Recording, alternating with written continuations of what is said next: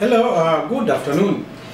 Tumekuwa na issues za ovarian cyst na kitu nyingine inaitwa polycystic ovarian syndrome, ambayo cyst ikiwa zaidi ya moja inaitwa polycystic ovarian syndrome. Na shida kubwa sana na why tunakuja katika hili ni kwamba zimeleta madhara katika hormone zinakuwa disturbed, yani tunaita hormone imbalance. Na that's why umeona nowadays watu wamekuwepo na changamoto kubwa sana ya kupata watoto kwa sababu ya hizi mambo za ovarian cyst, lakini pia na hormone imbalance. Achana na mambo kama fibroids na vinginevyo, lakini ovarian cyst per se yenyewe kama yenyewe ilivyo affect kwa kiwango kikubwa. Mind you, huu ni uvimbe ambao ndani yake kuna jelly like au kuna vimaji ambavyo kwa lugha ya Kiswahili tunasema ni uvimbe wa maji. Lakini pia sasa unakuwa katika yai liliza la kushoto au la kulia, ndiko linakotokea.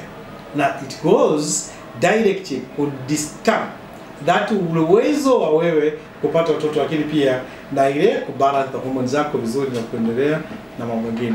Sasa mambo yamekuwa mengi ambayo sitaki tuyaongelee. Wewe una changamoto hii, aidha una changamoto ya kupata watoto, unapata ukaukiwa wakati wa kufanya mapenzi, hauna ute kabisa, mambo yamekuwa mengi, maumivu ya chini ya kitovu, there is a lot of things ambazo zinatokea.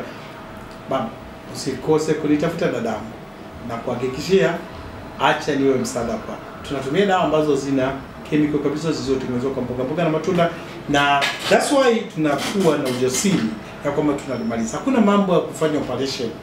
Acha tukusaidie na wewe siku moja uitwe mama, lakini pia tukuondolee adha za kufanya operations kwa pasipokuwa na sababu. Mimi naitwa Dr. Manuel na karibuni sana.